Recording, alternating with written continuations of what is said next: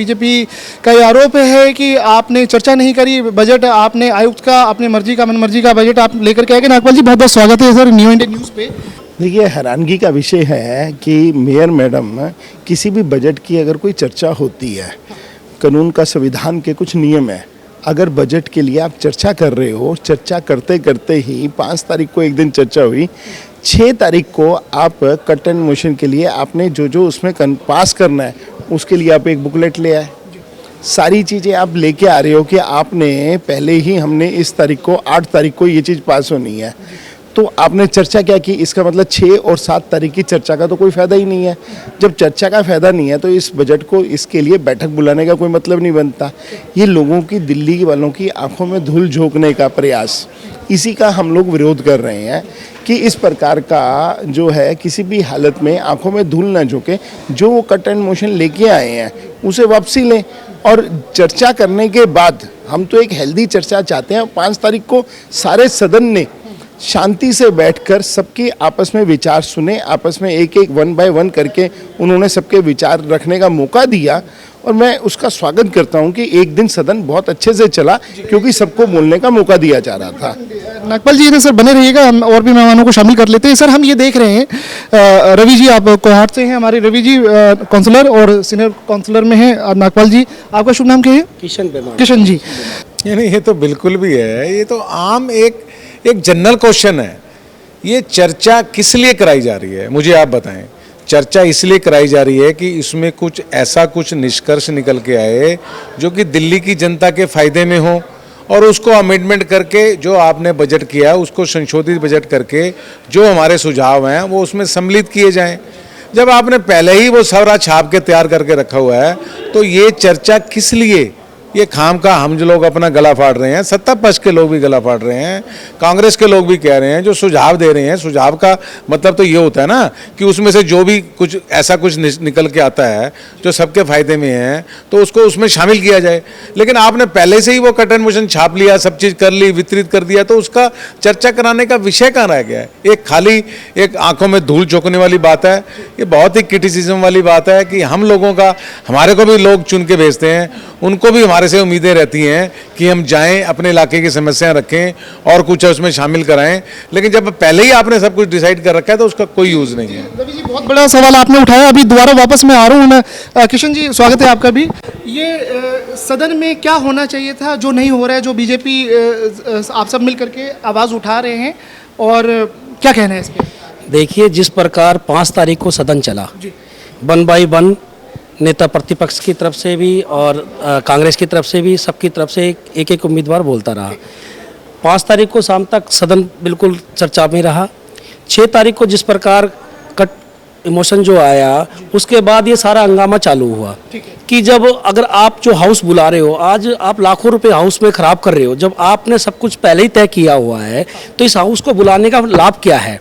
आप सारी कमेटियों की जो शक्तियाँ है वो मेयर साहिब अपने अधीन करना चाहती है। किस प्रकार वो 1500 करोड़ रुपए का जो जिस पर ये सारी चर्चाएं हैं, चाहे नेता विपक्ष हो उनकी शक्तियाँ हो, चाहे कमेटियों की शक्तियाँ हो, वो सब मेयर अपने पास रखना चाहती है। और ये सब, और ये जो आज का दिन और कल का दिन जो उन्होंने हाउस बुलाया और जनता की गाड़ी कमाई के पैसे को जो जिस तरीके से व्यर्थ किया है, ये आपके सामने है। आप मानते हैं कि ना ये वेस्ट गया है? हाँ जी, हाँ जी।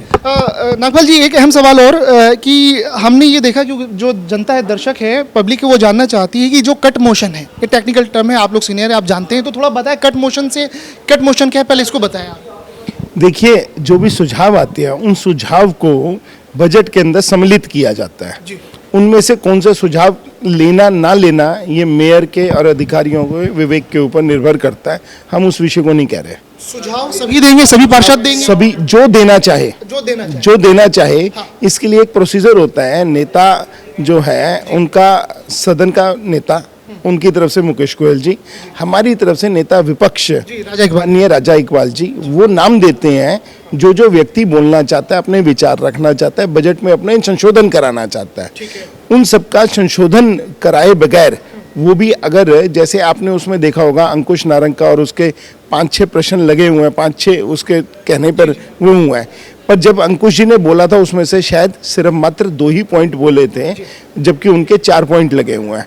तो इस प्रकार के कई चीज़ें हैं जो अगर हम सुझाव देते हैं और वो सुझाव बिना सुने, बिना बात किए बगैर एक अपने आप ही आप अपने आदमियों का या 2-3 लोगों का जिन्होंने पहले सुझाव लिखित में दिए थे उसको आप छाप कर हमारे को दे देते हो, तो वो देश की, दिल्ली की जनता के लिए एक, मुझे तो लगता है कि बड़ा एक मजाक का प्रशंसा बन के रह गया कि कट एंड मोशन के अंदर वो हमारे पास तो बजट का कोई हमने विस्तृत चर्चा ही नहीं की।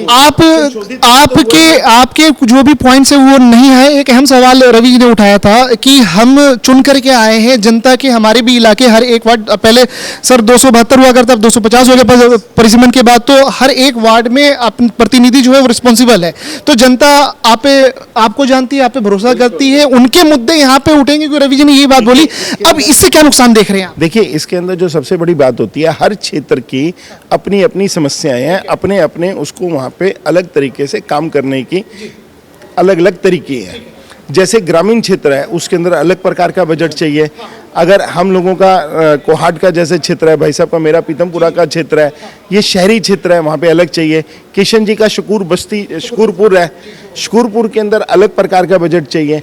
तो अगर उस बजट के अंदर पर्टिकुलरली वो आइटम्स इंक्लूड नहीं की गई हैं, उस प्रकार के संशोधन नहीं आए हैं, तो वो व्यक्ति हर अपना व्यक्ति अपने अपने क्षेत्र के हिसाब से संशोधन देता है कि मेरे यहाँ की ये जरूरत नहीं हो पा रहा, वो कुछ भी नहीं हो पा रहा। रवि जी, आपने एक बात बोली थी कि हम अपने इलाके की जनता की बात, उनकी डिमांड को पूरा नहीं कर पा रहे हैं, उस पर क्या कहना है? बड़ी बेबसी होती है भाई साहब। एक तो फंड नहीं है, दुनिया भर की परेशानियां हैं, काएं की, कुत्ते की, बंदर की। स्टैंडिंग कमेटी नहीं बनी, कोई और कमेटी नहीं बनी, वर्क कमेटी नहीं बनी, एजुकेशन कमेटी नहीं बनी, कोई हमारी जोन की कमेटी है वो नहीं बनी। अफसरशाही बेलगाम हो रही है, अफसरशाही को कोई कहने वाला नहीं है। अब इतनी कमेटियां, एक तो ये स्टैंडिंग कमेटी नहीं बना रहे, और स्टैंडिंग कमेटी का ना बनाना अब इनकी हरकतों से समझ आता है। ये सारे अधिकारी देख रहे हैं स्टैंडिंग कमेटी हमारी नहीं बन पा रही है, तो ये क्या कर रहे हैं, 500 करोड़ से ऊपर, सभी को पता है 5 करोड़ से ऊपर मेयर के अधीन कोई भी चीज़ नहीं आती, लेकिन ये इतने 1500 करोड़ रुपए हैं या इतने 150 करोड़ रुपए ये अपने अधीन करना चाहते हैं। तो किस लिए, क्यों नहीं ये कमेटियां बना रहे, क्यों नहीं अपने काम को बांट रहे, क्यों नहीं तरीके से जैसे सुचारू रूप से काम होता है क्यों नहीं उसको कर रहे? तो इनकी साफ है कि इनकी नीयत ही खराब है। तो हम सब भारतीय जनता पार्टी के पार्षद बड़ी कड़ी भ्रष्टा करते हैं। और मैं एक और बात आपको अहम बात बताता हूँ, इनके पार्षद भी दुखी हैं। आज मेरी अनऑफिशियली इनके पार्षदों से भी बात हुई, वो भी यही कह रहे थे कि 2-4 ऊपर के लोग मजे ले रहे हैं, हम तो सफर कर रहे हैं, हमारे कोई इलाके में काम नहीं हो पा रहे, हमारे को कोई बजट नहीं मिल पा रहा सारा, क्योंकि हर एक कोई जो होता है ना, जनता के सबसे पहले पकड़ में पार्षद आता है। एमएलए मौज ले रहे हैं, सांसदों का इतना टच रहता नहीं है। लेकिन यही बड़े दुख का विषय है कि पार्षद के ऊपर सब लोग पहुंचते हैं और हमारी यहाँ बात, हमारे इलाके की बात हम यहाँ लोग नहीं सही ढंग से पहुंचा पा रहे। हम लोग बहुत, एक सेंटेंस में अगर मैं बोलूं कि जनता के हित का काम सदन में किस तरह से होना चाहिए था, एक सेंटेंस में अगर आप बोलना चाहें, क्या कहेंगे? एक सेंटेंस। स्टैंडिंग कमेटी का गठन। स्टैंडिंग कमेटी का गठन। नागपाल जी, एक सेंटेंस में क्या कहना चाहिए? मेरा भी यही है कि स्टैंडिंग कमेटी का गठन होना चाहिए, तो सारी चीजें, समस्याएं अपने आप सॉल्व हो जाएंगी। किशन जी, एक सेंटेंस में, एक वाक्य में क्या कहना चाहिए? मैं भी यही कहूँगा, जिस प्रकार दोनों पार्षदों ने कहा कि स्टैंडिंग कमेटी का गठन होना चाहिए, ताकि जिस प्रकार जोन में जो कमेटियां बनती है हमारी जोनल लेवल पर, आज हम छोटी छोटी समस्या को कहाँ उठाएं? हाउस चलता नहीं है, या हाउस में अपनी मनमानी मेयर साहिबा चलाती है, हाउस में हमेशा लेट आती है, और पार्षदों का जिस प्रकार यहाँ 2 बजे पहुँचना होता है, मैडम 3 बजे आती हैं। तो मेरा कहना है, हम जो चाहे आप छोटे छोटे विषयों को हम जोन में उठा सकते हैं, हाउस में हम पूरी दिल्ली के जो बड़े विषय हैं उनको उठा सकते हैं, परंतु मेयर साहिबा की मंशा साफ नज़र आ रही है कि ना वो स्टैंडिंग कमेटी बनाने की इच्छा रखती है, ना जोन में जोन चेयरमैन बनाने की इच्छा रखती है। ठीक है, आप सुन रहे थे भाजपा के सीनियर पार्षदों को, रवि जी को कोहाट से, नागपाल जी हैं और हमारे साथ किशन जी। और 2 इम्पोर्टेंट बातें निकल करके आई हैं कि अभी कोई भी कमेटी, चाहे स्टैंडिंग कमेटी हो, वो नहीं बन पाई है। दूसरी चीज़ क्या है कि जो जोनल चेयरमैन होता है, जोनल कमेटी होती है, कुछ भी नहीं बन पाया है। और सबसे बड़ी बात यहाँ पे ये निकली कि सदन में कोई भी सार्थक चर्चा नहीं हो पाई और जनता की गाढ़ी कमाई जो है वो अधर में लटकी हुई है, व्यर्थ जा रही है। आप बने रहिए न्यू इंडिया न्यूज़ के साथ, और हम अगले कार्यक्रम में इंडिविजुअल हम आपको मुलाकात करवाएंगे अपने पार्षदों से। आप देख रहे थे न्यू इंडिया न्यूज़।